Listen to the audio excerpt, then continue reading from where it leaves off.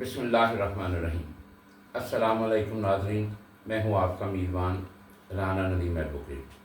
آج ہمارے ساتھ پچھلے پروگرام سے پیوستہ جس میں ہم نے معاشرے کے متعلق بات کی تھی، آج اس کا دوسرا پروگرام ہے، تو ہمارے ساتھ موجود ہیں محمد عمران صاحب۔ السلام علیکم ورحمۃ اللہ وبرکاتہ۔ وعلیکم السلام۔ عمران بھائی، آپ یہ بتائیے کہ یہ جو فتنہ ہے، قرآن جسے فتنہ کہتا ہے، یہ فتنہ کیا ہے؟ رانا صاحب، بڑی مہربانی، آپ نے مجھے ایک مرتبہ پھر دعوت دی اور اپنے خیالات کے اظہار کا موقع دیا۔ رانا صاحب، بات یہ ہے کہ قرآن حکیم میں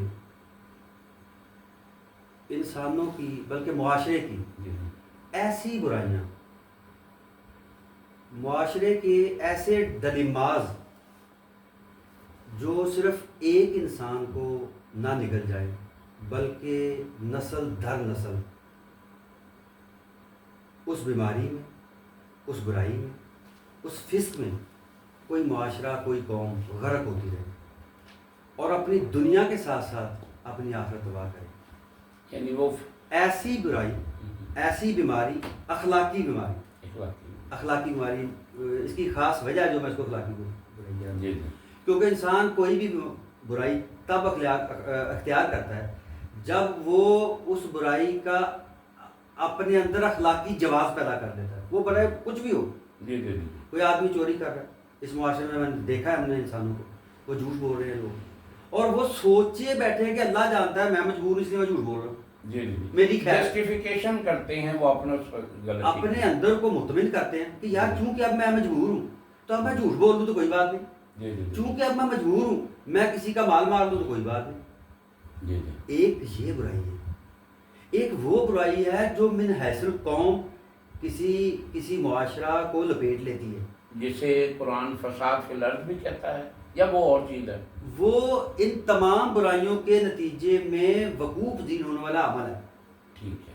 فساد، ایسی برائیاں، یہ چیزیں جو انسانوں کے اندر کسی معاشرے میں جنم لے لیتی ہیں، اور فساد فی الارض کی ڈیفینیشن میرا ذاتی خیال ہے، اس کو اس لیے دیا گیا ہے، یہ اللہ تعالیٰ نے ڈیفینیشن دی ہے اس کو، اس چیز کو، جب انسان بحیثیت معاشرہ مجموعی طور پہ خراب ہو جاتا ہے اور جنگل کے قانون کے مطابق جو جس کو جس قدر مل جائے وہ اس کو کھا لے، اس کو استعمال کر لے، اس کو یوز کر لے، اس کو مار لے، اس کا لے اڑے، تو اس صورت میں جب افراتفری کا موسم ہوتا ہے تو اس کو فساد فی الارض اس لیے کہا گیا کہ وہاں پہ امن ہے ہی، کسی پہ یقین ہے ہی نہیں۔ یعنی اس کا مطلب یہ ہوا کہ فتنے سے مراد جو بظاہر نظر آنے والی چھوٹی برائی یا گناہ ہے مگر اس کے دور از نتائج ہیں جو عوام الناس کے اوپر چلے جاتے ہیں، نسلوں کو لپیٹ لیتے ہیں، اسے فتنہ کہا جاتا ہے۔ اور یہی وجہ ہے کہ قرآن حکیم میں ایک بہت پیارا جملہ ہے اس بارے میں، فتنے کی تباہ کاریوں کو بیان کرنے کے لیے، اور اس کی جو اس وقت موجود اثر پذیری ہوتی ہے، جو بظاہر تو یہ لگ رہا ہوتا ہے کہ ایک شخص نے بات کہی، چل یار پھر کیا اس نے کہی، لیکن وہ قرآن حکیم اس کو کس انداز میں بیان کرتا ہے۔ قرآن حکیم میں غالباً 2-3 مرتبہ یہ جملہ آیا ہے کہ الفتنۃ اشد من القتل۔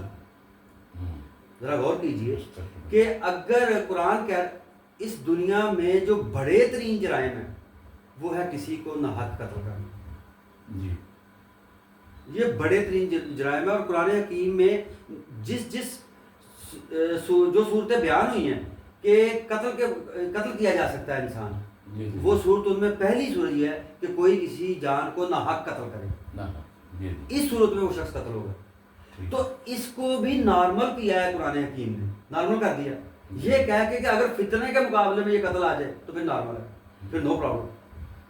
الفتنۃ اشد من القتل، اس کو آسان لفظوں میں اگر ہم سمجھے تو یہ ہے کہ اگر ایک شخص نے دیکھا کہ یہ فلاں شخص جو ہے یہ دین میں ایک نیا امر جاری کر رہا ہے، نئی چیز جاری کر رہا ہے جو قرآن و سنت میں نہیں ہے، جسے ہم بدعت کہیں گے۔ بدعت کسی چیز میں، میں یہ عام آدمی کے لیول پہ آپ سے سوال اس لیے پوچھ رہا ہوں کہ اس کو فتنہ اور بدعت کے اندر ڈفرینشیٹ کیا جا سکے۔ بدعت اس شکل پہ، اس جگہ پہ نہیں آتی۔ ٹھیک ہے۔ فتنہ جس جگہ پہ قرآن حکیم اپیل کر رہا ہے آپ کو، دیکھیں بدعت کسی چیز کے اندر داخل ہونے کے بعد آئے گی، ٹھیک ہے. فتنہ جو ہے وہ ڈائریکٹلی اس کی اصل ذات کو ٹچ کر رہا ہے, ٹھیک ہے, اس کے مد مقابل آ رہا ہے. یعنی فتنہ جو ہے وہ تو کورپوریل ہو گیا نا پھر.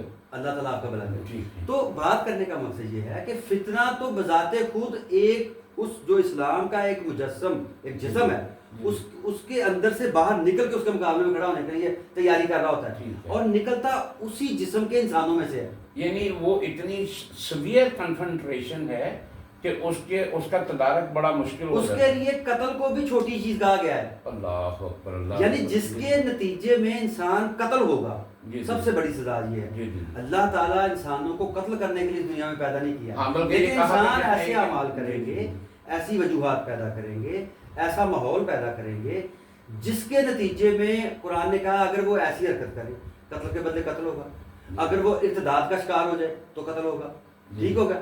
یا اس کے بعد علماء جانتے ہیں کہ انبیاء اور رسل اور ان کے بارے میں کچھ ایسی بات کرنا, تو اس کے بارے میں بہت سارے مذاہب ایسے ملتے ہیں کہ وہ شخص قتل کر دیا جائے, لیکن ہم سب سے اوپر والی سزاؤں میں رہتے ہیں جو قرآن حکیم نے بیان کی. تو وہ قتل کا بدلہ قتل یا ارتداد کی صورت میں آئے گا, فساد فی الارض کی صورت میں آ جائے گا, کوئی آدمی فساد کرے, اس کے 3 صورتیں بیان کی. تو قرآن حکیم نے جو سب سے اہم ترین عمل ہے اور سب سے سخت ترین عمل ہے کہ ابن آدم قتل کر دیا جائے, اس کو بھی نارمل کر دیا ہے فتنے کے اگینسٹ. جی بالکل, کہا کہ فتنہ اس سے بھی سنگین چیز ہے. کیوں؟ اب اس کے پیچھے وجہ یہ ہے, اس کے پیچھے وجہ یہ ہے رانا صاحب کہ فتنہ جو ہے اس شخص کو قتل کیا ایک شخص نے, جس کو لگا, ایک آدمی کو لگا کہ یہ شخص فتنہ پھیلا رہا ہے. ویسے یہ بات بڑی خطرناک ہے. ایک آدمی کو لگا کہ یہ شخص فتنہ پھیلا رہا ہے, وہ شخص اٹھ کے اس کے سر کو قتل کر دیتا ہے, یا کسی عالم سے یا کسی راہب سے یا کسی بڑے سے پوچھتا ہے, پتہ کرتا ہے, تو وہ اس کو قتل کر دیتا ہے. ٹھیک ہے. اب اس کے نتیجے میں جس شخص نے قتل کیا ہے اس فتنہ باز کو, وہ شخص اکارڈنگ ٹو لا وہ شخص قتل ہوگا. جی بالکل. قتل کا بدلہ قتل ہے, قتل ہے. انسانی قوانین میں تو الحر بالحر, جی بالکل, آزاد کے بدلے آزاد, یعنی قتل کے بدلے قتل ہوگا. آزاد نے کیا قتل تو قتل ہوگا, العبد بالعبد, غلام نے قتل کیا تو وہ قتل ہوگا. ٹھیک ہوگا. تو اس نے کیا اس فتنے کے نتیجے میں اس کو قتل. اب قانون حرکت میں آیا, انہوں نے اس شخص کو گرفتار کر لیا, اس پہ کیس چلا اور وہ قتل کے بدلے قتل ہو جائے گا. اب قرآن حکیم یہ کہہ رہا ہے کہ یہ نارمل ہے, یہ آسان ہے, ایزی ہے, ہلکا ہے, اس کا قتل کرنا اور قتل ہو جانا, رادر دین کہ وہ شخص زندہ رہتا اور اس فتنہ کو پنپنے دیتا. کیوں؟ اگر وہ شخص جو فتنہ باز ہے وہ فتنہ اپنا پھیلائے گا تو کون جانے کہ وہ فتنہ کتنی نسلوں تک چلے گا اور وہ کتنی نسلوں کو کھا جائے گا. جو آج یہاں پہ زیر ہے وہ آخر پہ جا کے شد ہو جائے گا, مد ہو جائے گا. جب 200 سال 400 سال چلے گا تو وہ کچھ کا کچھ ہو جائے گا. تو ہم یہ دیکھتے ہیں کہ جو فتنہ ہے جو قرآن حکیم کی نظر میں ہمیں نظر آ رہا ہے وہ ہے جو نسل انسانی کو کھا جائے, اس کے اعمال کو تباہ کر دے. علامہ اقبال نے بڑی پیاری بات ایک کہی ہے اس بارے میں. علامہ صاحب کہتے ہیں کہ فطرت افراد سے اغماز بھی کر لیتی ہے, کبھی کرتی نہیں ملت کے گناہوں کو معاف. یعنی فتنہ ایک ایسا عمل ہے جو ملتوں کو کھا جاتا ہے, جو نسلوں کو کھا جاتا ہے. تو جو ایسا فتنہ اٹھے اس کا کلا کما کرنا مسلمان حکمرانوں پہ, مسلمان علماء پہ ضروری ہے. یہ عام آدمی کے لیے نہیں ہے, یہ علماء کے لیے ہے کہ وہ اپنے فتاویٰ کے ذریعے, اپنے علم کے ذریعے حکمرانوں کو جھنجھوڑیں گے اور حکمران اور متعلقہ نظام عدل اس پہ اپنا کام کرے گا. ناظرین, بہت بہترین گفتگو ہو رہی تھی, مگر چونکہ ہمارے پاس وقت کی بہت کمی ہے تو میں انشاءاللہ تیسرے سیکوینس میں ضرور ان سے اس بات پہ ہم گفتگو کریں گے کہ فتنے کے تدارک کیا ہو سکتی ہیں, اس کو کس طرح ختم کیا جا سکتا ہے اور فتنے کو ختم کر کے معاشرے میں کس طرح کی بہتری لائی جا سکتی ہے. اب اپنے میزبان کو اجازت دیجیے. السلام علیکم ورحمۃ اللہ وبرکاتہ.